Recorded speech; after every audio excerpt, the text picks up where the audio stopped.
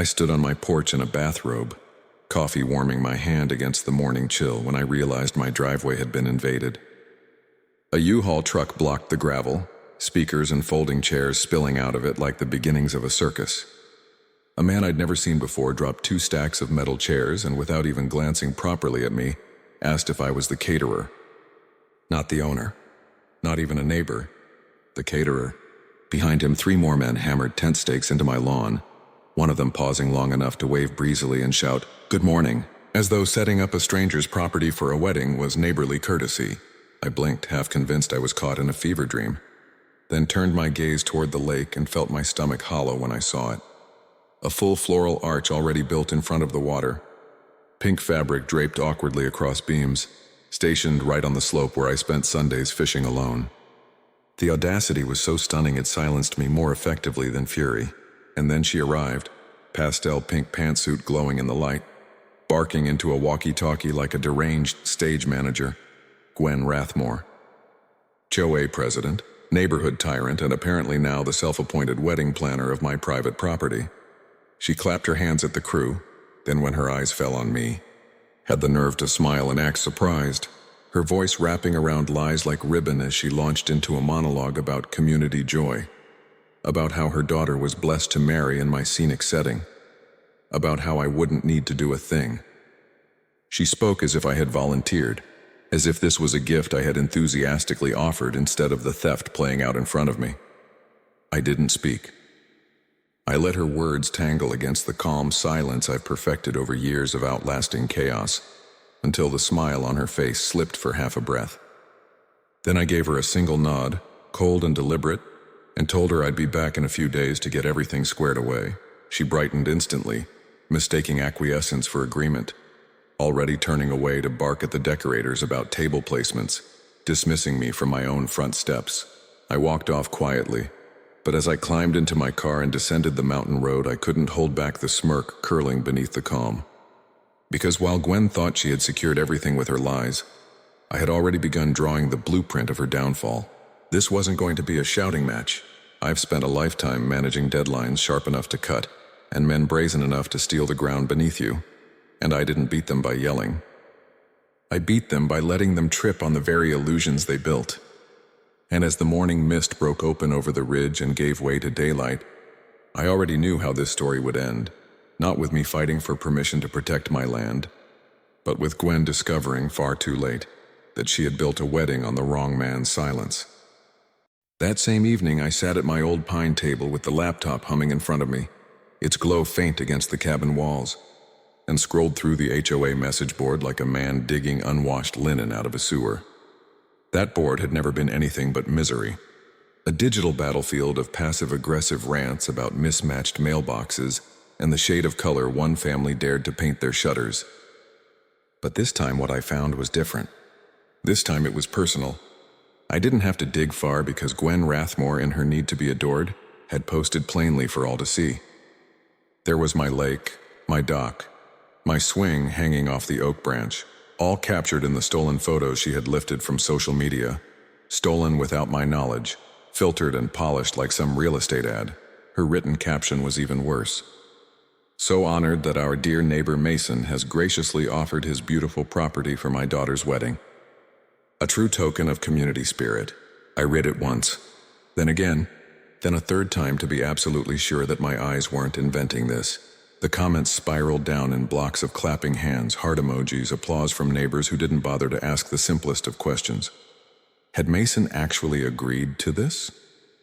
Nobody did. They swallowed the fiction, cheered her on, filled her comments with congratulations and "your daughter deserves the best." And in their naive eagerness, they accepted Gwen's words as scripture. Why would they doubt her? She was the HOA queen, the self-appointed general in a battle no one else had signed up for, and when Gwen said black was white, the neighborhood nodded and smiled. I sat there with the rain tapping against the window, and my reflection staring back faint and old in the glass, thinking of all the years I had bit my tongue for people like her, all the times I had smiled politely through her notes, dropped at my gate about my too rustic deck stain or my garden that was not in style. I thought of the time she sent me a flyer for a lawn service with a sticky note that read, "This might help you blend in." Better. She had always poked, always prodded. But this time she hadn't just stepped across the line. She had laid down her wedding arch on top of it. The insult grew heavier the longer I stared at the screen. I closed the laptop before I did something stupid like hammer out a public retaliation. No, this war was not going to be won on her turf. Not on a message board where she had convinced fools to shower her with heart emojis and clap at her audacity. This was going to be won in silence, in structure, in patience. That was the architect in me. Years of blueprints, years of managing chaos, years of swallowing temper until it could be weaponized in cleaner, sharper edges. I poured myself a second coffee, stronger this time, and muttered aloud that old word Gwen despised. Mine. Mine. My cabin, my land, my lake, my silence. And she had forged a version of me online that didn't exist. A version that had supposedly donated the very ground beneath my boots to her daughter's pastel fantasy. I grabbed the drawer near the floorboards, pulled the padded envelope out and set it down gently on the table. It contained my deed, my county exemption papers, the boundary maps, everything I had guarded ever since learning most of the other lake houses had been absorbed by that dreadful HOA. My cabin had never been part of it. The previous owner had fought hard, carved out legal walls so the vultures could not nest here. I had the documentation that ensured that the HOA's sticky reach could never touch this land. Gwen might rule property lines 2 turns down, but not here. Never here. I ran my fingers across the county seal on the exemption letter and felt the anger shift into intent. She had crossed into fraud now, not just arrogance. She had written my name into her story without asking, turned me into a character in her fiction. That meant this was more than insult. This was tangible. This was evidence. Curiosity pressed at me like pins against fabric, so I dug deeper. I created a new email and made an RSVP through the link Gwen had proudly attached in her post. Within seconds, I had a reply, glossy and cheerful, welcoming guests to Mason's lakefront venue. They called it a venue. They called my cabin a venue. The page was filled with those stolen pictures. My lake at dawn, my stone path built by hand after my wife's death. Even the stupid crooked mailbox Gwen once complained about turned into an aesthetic element. My grief turned work, my memories of loss and solitude repackaged into decor for a wedding I had never agreed to. And at the bottom of the page was practical information, parking instructions, drone encouragement for aerial coverage, a headcount RSVP with more than 140 confirmed attendees, 140 strangers, scheduled to drive down my gravel lane, waltz onto my lawn, stand at the lake's edge where I sat every Sunday with a line in the water, and applaud a woman's lie dressed as ceremony. Leaned back in my chair and almost laughed at the audacity. Almost. The part of me that wanted to scream was smothered by the part of me that relied on patience like oxygen. She thought her confidence was brilliant disguise. She thought writing my name was enough to conjure my approval into existence. That was what entitlement was. A belief so strong that it bent truth like wet wood until it snapped. I turned the computer off and sat in silence. I gazed at the carved beams of the cabin ceiling, at the faint cobweb catching warm lamplight. I thought of my wife and how she had always told me the greatest battles were rarely won by shouting, but by waiting with discipline until the other side lost their balance. Gwen was tipping already. All I had to do was prepare the floor beneath her so that when she fell, she'd never find footing again. That night I drafted a 5-point list on yellow paper. Reinforce the gate. Install surveillance, inform trusted law enforcement, contact Alan the lawyer, and most important, vanish come wedding day. I wouldn't give her the satisfaction of confrontation. I wouldn't argue at the arch she'd built like a trophy on my soil. No, I would leave her to the collapse. Let her drag vendors and guests and family up the mountain road only to smash against the wall of a locked gate. When I finally crawled into bed, the cabin colder than usual, I lay awake listening to the rain soften into silence. Every creak of wood, every sigh of the forest beyond the windows reminded me of what I was protecting. Gwen didn't understand what it meant to build something of your own, to keep its silence sacred. She thought it was land to be leveraged, scenery to be borrowed, a stage to dress her social costume. She thought my lack of response in the past was weakness. She couldn't fathom the strength it took to preserve quiet in a screaming world. By the time sleep found me, the anger was stilled, replaced with something cleaner. Purpose. I knew now what she had done, what she had declared to the community, and how far she had gone. The truth sat in my possession, bound in papers and screenshots and forged RSVP lists that spelled one undeniable outcome. Gwen Rathmore was about to learn what happens when a woman who has never been told no chokes on the taste of it in front of every guest she dared to invite. She had built a narrative house of cards, and all I had to do, architect that I am, was let the wind of reality sweep across it. And when it fell, I would not need to lift a finger.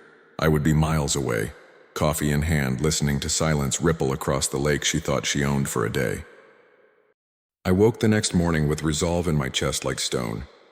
The plan had stopped being an abstract sketch. Now it was design, and design was something I had lived my whole life shaping into reality. Years of architecture had taught me the key to surviving chaos was structure, and Gwen's chaos would be dismantled not with shouts, but with scaffolding she couldn't escape from. I called the locksmith first thing, explaining in half sentences what I wanted: reinforced gate with a code, a biometric lock for convenience, and a backup battery because in these mountains the power went out whenever the clouds got upset. I wanted something no florist with bolt cutters, no cousin with connections, no hired tent hand could budge without breaking a state law. The contractor hesitated, then remembered I'd gotten his last project through county zoning when his permits were rejected, and by mid-morning his truck rattled up my lane.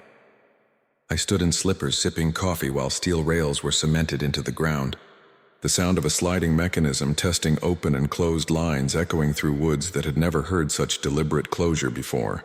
For the first time since Doug's casual landmine of a comment about the wedding at Mason's Lake House, I breathed without stones in my throat. From that moment on, entry to my property depended on my handprint. Everybody else could stand outside the bars. The next order of preparation was vision. I didn't want rumors. I wanted undeniable proof of what was happening. I installed 2 trail cameras at the edge of the gate, one mounted high in a pine to sweep the entire entry road, and another low to catch faces and license plates. I hid an extra one a few yards off the drive where no one would think to look, because people like Gwen relied on intimidation in person and lies afterward. She'd stand at my gate and howl falsehoods like a banshee, but when she did, video would roll. Let her see her own reflection played back in brutal clarity. I wasn't afraid of her screaming, I was preparing to archive it. Once the hardware was secured, I sat down and pulled open the padded envelope again, my relic of exemptions and boundaries. I sent scanned copies across to Alan, my old friend and real estate lawyer. I explained the situation in pieces, forcing calm into my sentences even while I felt the rage spark again, describing the HOA thread where Gwen posted my photos and congratulated herself on donating my land. Alan replied within the hour, his message half legal Latin and half laughter, not unlike a bark of disbelief. He promised to draft a cease and desist letter, with words designed not to provoke debate but to drown it. Gwen wouldn't face argument points. She'd be faced with statutes, forged digital signatures to vendor contracts, the fraud of binding my name to rentals without consent. That was felony territory. Alan said to let him know if I wanted to press charges immediately. I told him not yet. Not while she was still foolish enough to keep digging. I wanted her shovel deep, the hole undeniable. My next call went to an old friend, retired deputy sheriff named Tyler, whom I'd once helped with blueprints for a hunting cabin that never got built. He answered with his usual dry humor, and when I explained Gwen's plan in a few sentences, he laughed so hard I thought he'd choke on his coffee. When he calmed, I asked for what I needed. Nothing dramatic, nothing official, just a presence on standby the weekend of the wedding. Someone who knew property law backward, someone to witness and, if necessary, remind a crowd of pastel guests that trespass was punishable. Tyler said he'd be delighted to park at the edge of the woods with a thermos of coffee and watch the fireworks. I could hear the grin in his voice when he said some people needed a firm no, served cold to keep them from rewriting life. That evening, before sunset, I walked the perimeter of my cabin and placed signs I had carved myself on cedar boards. Private property, no entry, no exceptions. My wife and I had once made wooden carvings for fun, lettering slow and sure, sanding edges clean. It felt fitting now to carve my boundary in wood instead of simply trusting courtesy. Gwen understood paper notices fine enough to abuse them, but wood embedded into the dirt made something harder to ignore. As the sky darkened, I opened the HOA message board again and scrolled with detached patience. Gwen was still basking in preemptive applause. She posted reminders of my generosity, little updates about how the view behind the lake would frame her daughter's ceremony better than any chapel. She attached mood board photos she'd taken from my own Instagram. Sunset through the trees I'd planted for my late wife, the reflection of reds and golds in autumn on the lake's surface. She captioned them with syrupy words. Our generous neighbor is truly a blessing, couldn't have asked for more. I screenshotted each one. Every emoji from neighbors, every "You're wonderful, Gwen" comment. If she wanted to frame me as a donor, then proof would later frame her as a fraud. In my silence, I began to feel the balance change. I didn't need to call the vendors pretending I was still deciding. They'd find out soon enough. I didn't need to argue with anyone online. They'd see their faith in her collapse under itself like rotten beams. All I needed to do was reinforce what was mine: locks, cameras, walls, and patience. I began timing my absence perfectly. The morning of the wedding, I would not be there. There would be no shouting match, no stare down at the gate with angry guests demanding entry. I would be 2 hours away in a diner or a cafe, sipping coffee, reading a paperback, leaving only the locked steel gate to greet them. Let Gwen face her audience when the gate refused to swing. Let them see her promises collide with cold iron. Silence would be my weapon, absence my voice. The noise would be hers, and it would eat her alive. The days leading up to the big event became small rehearsals of frustration. A florist truck turned onto my lane one afternoon, slowing at the gate, driver honking before pulling a phone to his ear. I watched from the far side of a window camera rolling quietly beside me. 10 minutes of confusion, another call placed, then the florist van rolled back down the road in visible agitation. An hour later came a caterer, same routine. A van full of supplies, blocked entry, frantic phone calls to Gwen's number, then departure. Each vendor was another loose thread pulled out of the fabric she'd stitched. Soon the whole cloth would unravel. I started collecting not just screenshots and documents, but actual records of every failed arrival. License plates, timestamps, camera stills of faces turned confused at the bars. Evidence wasn't just for law anymore, it was for me. Watching my defense become offensive without saying a word was justice you could almost taste in the quiet. At night, when I sat by the fire reviewing all the proof, I remembered something my wife once told me when we fought developers in the city. They always mistake quiet as permission, but the truth is, quiet is simply waiting for the right time to knock everything down in one gentle push. That was the point I'd reached now. I didn't need Gwen to know how angry I was. I didn't need revenge posts or slander. All I needed was to let her event inflate like a balloon, swelling with guests and vendors and promises that it would be the perfect day. And then watch the balloon deflate the moment it hit the cold bars of my new gate. The night before it all, my cabin sat silent in its readiness. Motion sensors glowing faintly at the corners of the property, cameras blinking red in patient rhythm. I brewed one last pot of coffee and looked out over the stillness of the lake, calm and mirror-like under the moon. Not a ripple. The kind of silence that preceded a storm. Gwen likely spent that evening fussing over dresses, final RSVPs, flower deliveries stacked out of sight. I hope she slept well. The better rested she was, the heavier her fall would feel. When I finally turned off the lantern and let the darkness settle inside the cabin, I took one last glance at the yellow notepad with my 5-point plan. Every box had been checked. Reinforce the physical. Document the fraud. Secure legal witness. Prepare absence, wait.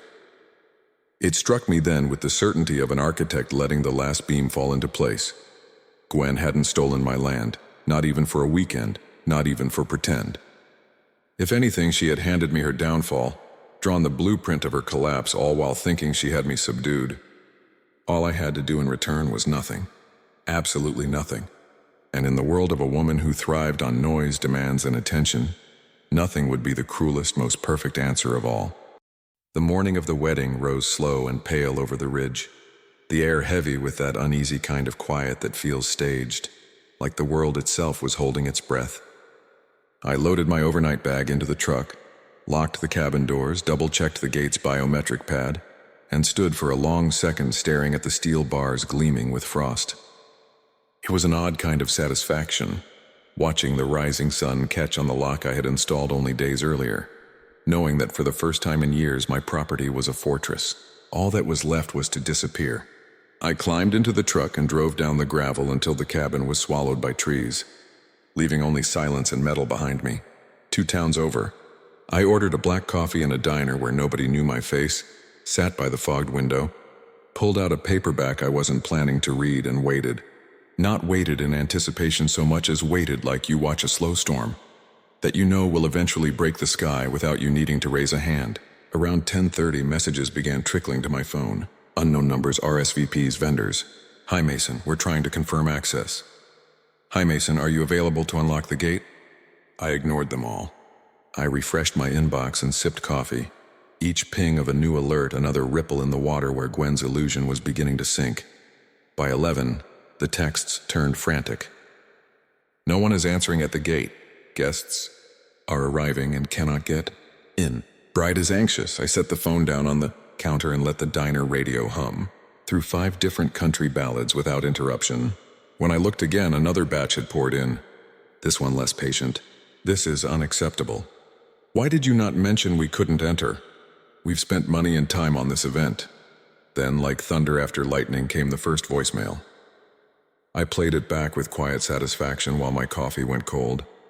A woman's voice, harried and out of breath. We're at the address. The gate is locked. No one seems to know what's happening. Please call immediately. The word please was sweet at first, but it would not last. Around 11:15, a shaky little video rippled online, blurry at first, then sharpening into a clip that needed no context. Someone had pulled their phone out in the middle of the chaos at my gate. There was the crowd, floral dresses and pastel jackets scattering across the roadside gravel, their polite smiles strained in the heat of confusion. There were the vans idling with supplies they would never unload, frustrated crews standing in nervous clusters, waiting for orders that weren't coming. And above it all stood Gwen Rathmore herself, pink pantsuit impeccable, face flushed with frustration, screaming into her phone as though her voice could pry the steel apart. She clapped her hands the way she had days before with her crew, but this time no one was obeying. Workers paced. Guests took shade under trees. Children fidgeted. And then in the background, a voice pierced the entire farce like a nail through canvas. Did Mason even agree to this? You could almost see the exact half-second when the smile cracked across her face as sharp as a broken plate. She turned on the speaker, shouting, arms flailing. But the recording cut before her words could find coherence. The clip spread faster than the RSVPs ever had. I watched with faint amusement as the post appeared on neighborhood forums within minutes, accompanied by captions dripping with equal parts disbelief and glee. HOA Queen gets locked out. Lake wedding meets locked gate. Comments spiraled within seconds. Some clapped. Some asked questions that should have been asked 2 months ago. Wait, did her neighbor actually agree? Nobody had answers. And that silence, the silence where truth should be, was the loudest. By noon, the meltdown was in full bloom. More clips came. Another angle showed the tent still trapped on flatbeds. One showed a photographer pacing in frustration, arms folded across his vest like someone who had been promised golden light on water, and now had nothing but the glare of locked iron. Another video caught Gwen yanking a clipboard out of a planner's hand and shrieking instructions that didn't make sense, because without access there was nowhere to put decorations, nowhere to set tables, nowhere to plant her pastel kingdom. A man, maybe her son-in-law's father, appeared in the background, red-faced and shouting, pointing a finger at Gwen while her own daughter, in hair and makeup, stood teary behind him. You didn't need clear audio to hear the divorce between reality and illusion snapping clean. I refreshed again. The words had turned. Neighbors who once filled her posts with claps now filled them with popcorn emojis and disbelief. Others began telling their own stories, how Gwen had once fined them for hanging a hammock off their porch without approval, how she'd sent notices for wild lawn patterns when a family chose not to spray chemicals, how she knocked on doors with a smile and a veiled complaint, always coated in sugar, always armed with bylaws. Her wedding collapse had cracked something deeper than this event. It had cracked the illusion of her authority completely, and it was all unfolding in real time while I sipped coffee under a humming neon light in a diner 2 towns away. By 1 in the afternoon, the messages to my phone had turned from frantic to desperate. then eventually into spite. You've ruined her day. I hope you can live with yourself. One even groaned, all those people wasted their time because of you. As if I had summoned them. As if their cars were not parked because of a lie Gwen told that I had given permission. Their anger was hers to hold, but I knew by nightfall they would all understand who had actually kept them stranded on the roadside gravel. Sometime after 2, another clip appeared and I saved it instantly. This one caught Gwen in her crownless glory, her voice breaking into squeals as she screamed at a vendor, her walkie-talkie clutched like a rosary. She shouted that they should call a locksmith. The camera panned to an actual locksmith standing outside the gate with tools in hand, shaking his head, flatly refusing to cut into a lock on private land he knew wasn't hers. The crowd murmured. Someone laughed sharp as a whip. Gwen screamed again, and the locksmith got in his van and drove away. Loudest no she'd ever been told, right to her face and caught on video forever. By 3, the guests began to leave. Some quietly, expressions dark with disappointment. Some loudly slamming car doors, engines roaring in angry retreat. Dust rose along the gravel and the circus began to bleed away in trickles, leaving behind shreds of floral ribbon tangled in branches and a pile of unused rental contracts Gwen had forged my name onto. Her daughter, apparently, had left long before, a sob pressed into makeup she hadn't expected to drip, and the groom's family, red with rage, had words with Gwen no camera fully captured, but everyone whispered about later. They were done with her. Everyone was done with her. By 4 o'clock, the last clip of the day surfaced online. Gwen in heels sinking slightly into roadside gravel, alone except for one stubborn pair of vendors packing up. Her phone still plastered to her ear, her face twisted in fury, her pastel jacket sagging from sweat. She looked less like a queen and more like the dethroned actor of a failed play bowing to no applause. The caption beneath that video was cruel but apt. Reception canceled. Bride's mom meets reality. I sat back in my booth and let a smile find me, not gloating, not triumphant, but the smile of relief you wear when the noise you've endured for too long finally collapses under its own weight. I didn't need to show my face. I didn't need to argue. I didn't even need to state my case. The case had built itself. Gwen's ego had prepared every brick of illusion, and my locked gate delivered the strike. By the time I drove out of the diner parking lot with the sun dipping in orange across the ridges, I could almost hear the silence returning to my cabin, could almost feel the weight of stillness pressing against the metal bars as the last of the pastel cars rattled back down the mountain. Defeated, Gwen had promised a wedding day, blessed by nature's embrace. What she delivered was a roadside tantrum filmed and streamed across neighborhood forums, gossip circles, and Facebook pages that would replay her downfall in endless loops. She had dreamed of applause, but instead she'd become the cautionary tale of entitlement given a stage too large. And I wasn't even there to watch her unravel. That was the sweetest part. The collapse of her empire required nothing from me. No raised voice, no pointed finger, no aggression. Just silence, steel, and patience. She had spoken lies long enough that everyone believed them. And when those lies hit the locked bars of truth, they shattered louder than any words I could have shouted. When the last rays slid down the ridgeline and the air cooled again into evening, I turned my truck toward home and smiled at the thought of my porch wind chime stirring soft against the quiet. Gwen had gone to war with my silence, and silence had won louder than thunder. The mountain was quiet again when I returned 2 days after the wedding fiasco. Quiet in a way that felt thicker than before, as if the trees had also witnessed the spectacle and were grateful to let the forest breathe once again. When I turned the bend and saw my gate still standing solid, steel bars catching afternoon light like a sentinel, I knew the storm had well and truly passed. I punched my code into the pad. The gate slid open with the same confident groan it had the day it was installed, and I drove slowly up the drive, wheels crunching over gravel that only days before had been choked with the tracks of rental vans and pastel sedans. The cabin loomed ahead, serene and untouched, its weathered wood smelling faintly of rain. The only evidence of invasion was a bouquet of crushed flowers near the gate, wilted roses and lilies, probably dropped in frustration by some guest when they realized there would be no aisle walk. No reception, no spectacle, just iron bars and silence.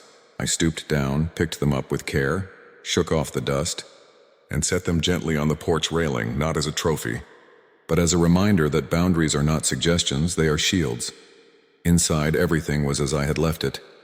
The kettle on the stove, the yellow notepad of my plan still folded neatly on the table. My spare boots by the door. It felt almost surreal, as though I had stepped through time, skipping over the noise and chaos of 100 cars stranded outside my locked gate. I made a pot of coffee and settled into my chair by the window, and as the steam rose from the mug, I marveled at how anticlimactic victory often feels. You spend hours, days, years preparing for fights, but when silence is your weapon, the end comes soft and invisible. I hadn't needed to raise my voice or argue. Gwen had come to crush herself against the immovable walls of truth. The noise she created had consumed itself. That evening, as the sun dipped low and swaths of purple stretched across the ridgeline, I sat on the porch and thought about the weight of what had happened. It wasn't just trespass. It wasn't just arrogance. It was Gwen writing me into her fiction as a compliant, supporting character, believing that her word would be enough to turn my land into her daughter's stage. She had spent years in this neighborhood building that image. The woman who enforced rules, who bent reality to her will, who talked neighbors into repainting doors and trimming hedges, who believed that silence was submission. But a locked gate had unraveled that illusion in less than 4 hours, and the collapse hadn't only been hers, it had shaken the whole community. People had watched her meltdown go viral across neighborhood forums, had whispered, then laughed, then spoken openly about the way she had wielded power. It was no longer rumor carried under breath. It was documented, streamed, and replayed for anyone to see. The first sign of that shift came in the form of a neighbor's knock on my door the next morning. When I opened it, there stood Jim, a retired mechanic who lived 2 plots down, hat in hand, a 6-pack of cold beer under one arm.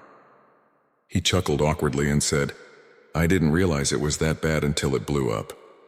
He admitted he saw the videos online and confessed he couldn't stop laughing at Gwen, shrieking into her walkie-talkie as if it could bend steel. But his laugh faded and he grew serious, telling me the whole neighborhood had been buzzing in ways Gwen never anticipated. They weren't whispering anymore. They weren't clapping politely at her illusions. They were questioning everything. He said he wanted to thank me, not for embarrassing her, but for drawing a line everyone else had been too afraid to set. "We didn't know it was allowed to just say no," he said, his voice heavy, and those words stayed with me long after he left. Over the next week, a handful of letters began showing up in my mailbox. Some typed, some handwritten, all unsigned. Notes of quiet gratitude. One said, "Thank you for snapping us back to our senses." Another simply read, "You reminded us we don't live here to be ruled." One, scrawled in shaky handwriting, said, "I never thought she could be stopped, but you showed us she could." These weren't celebrations of my stubbornness. They were small acknowledgments that something fundamental had shifted in how people saw Gwen, in how they saw themselves. Her downfall was more than justice for me. It was a release valve for a community that had endured her domination silently for years. I expected pushback from Gwen. I expected lawsuits, retaliation, another barrage of false claims. What I got instead was theater collapsing in on itself. She did try a lawyer. Alan told me with no small satisfaction that she approached a firm 2 towns over and attempted to file suit for damages, defamation, breach of some imaginary contract she claimed existed. But the lawyer reviewed the documentation Alan had prepared, the forged contracts with my name scribbled as approval, the board she posted online boasting of my donation, the footage of delivery trucks stopped cold at the gate, and within 48 hours, her petition was dropped cold. The forgery alone was enough to sink her, but combined with the video evidence that had gone viral, she would have been laughed out of any courtroom. The message she received instead was a recommendation to cut her losses before she invited a counterclaim. Alan forwarded me that tidbit with relish, the email clipped and blunt, and I printed it out and tacked it to the board above my desk next to my exemption papers, not as flaunting but as a bookmark in the long ledger of boundary keeping. Gwen, of course, tried to spin her own version of the story afterward. She whispered to those who would still listen that it had been a misunderstanding, that Mason, she claimed, had once said verbally that he was willing but then backed out at the last minute. Perhaps that lie fooled a handful, but the footage already lived in too many pockets. The image of her shrieking at the gate in her pink pantsuit, of her son trying to climb the lock, of her pleading with a locksmith who turned her down on camera. All of that was evidence stronger than any narrative. Once someone sees through your act, they cannot unsee it. The woman known as Ironclad HOA President had looked absurd, weakened, screaming against steel, and that's what remained in memory long after her excuses faded. Word spread that a petition had begun circulating to limit the HOA's power, that homeowners who once tolerated Gwen's demands out of fear were now finding their voices, asking why someone like her had been allowed to run unchecked for so long. By the end of the month, a recall vote was scheduled. I didn't attend. I didn't need to. When Jim dropped by and grinned as he told me she had been voted out by a landslide, the look in his eyes told me enough. The applause for once wasn't hers. In the weeks that followed, Gwen vanished like a ghost. Whether from shame or choice, she withdrew from view. No knocks on doors. No new posts on the HOA board. No pastel figure directing traffic with a clipboard. And the neighborhood, tentatively at first, began to breathe again. The new president, Clay, was the opposite of Gwen. Quiet, respectful, uninterested in micromanaging people's door colors. He left people alone, which is often the highest form of respect. The silence he kept was almost startling at first, as though everyone waited for Gwen's voice to burst back into their lives. But when it didn't, relief began to take root. One morning in early autumn, I stepped out to oil the hinges on the gate and found an envelope tucked carefully into the latch. My name was scrawled on it in careful script. Inside was a letter, not from Gwen, but her daughter. I sat down on the porch rail and read it through twice. It wasn't angry, nor was it forgiving. It was measured and honest. She wrote about how she had always known her mother had a tendency to control too much, to stage life rather than live it. She wrote that the wedding had never truly been hers, that every detail had been sculpted for Gwen's vision rather than her desire, and she apologized. Apologized not to smooth over, but because she had finally recognized the trespass for what it was. She ended by saying she hoped one day to find a quiet of her own, a place like mine, somewhere no one else's voice dictated her joy. I folded it carefully and placed it in the drawer with my deed, not for legal use, but because it felt like the missing note to a symphony of closure. The weeks unfurled with leaves turning golden and red. Neighbors began stopping by occasionally, not to intrude, but to offer small gifts of gratitude. Homemade cookies left at my porch, apples from a backyard orchard, a trout carving whittled in wood handed to me in silence by someone who couldn't quite say what they meant. Each gesture said it best. Thank you for enforcing boundaries we didn't think could be enforced. Thank you for saying no. In that season, I realized it wasn't revenge that had satisfied me, nor watching Gwen unravel in public. It was the restoration of silence. My reward wasn't humiliation broadcast online or angry voicemails left on my phone, though I kept a few for when I needed to laugh late at night. My reward was the sound of the wind through pine needles again without wondering when the next audacity would arrive. My reward was being able to walk the stone path to the dock, the one I had labored over in my grief, and find no plastic portable bathrooms or strangers posing for drone footage. My reward was standing at the gate, my hand on cold steel, and knowing that quiet doesn't mean submission, it means sovereignty. As the sun went down one particularly crisp evening, I thought about the irony. Gwen had believed she owned the story of this mountain, that people like me were merely cameo roles to decorate her stage. But when she cracked against my silence, the real story emerged. Not hers, not mine, but the truth visible to everyone. No one is untouchable. Sometimes the only power entitlement really has is the confidence that others will bite their tongues. The moment one person doesn't, the illusion falls apart. She mistook my stillness for weakness. What she got was the most immovable form of strength in the world. I closed the gate softly that night, the sun leaving the last red streaks over the lake, and went inside. The wind chime tapped gently against the porch post, the same one my wife had hung so many years ago. It was almost poetic, the way the sound blended with the evening quiet. After all the noise and chaos, all the gall and fraud, all the years of tolerating too much to avoid conflict, it had ended not with shouting, not with vengeance, but with silence restored. The kind of silence you never surrender once you've earned it. The kind of silence that is joy itself.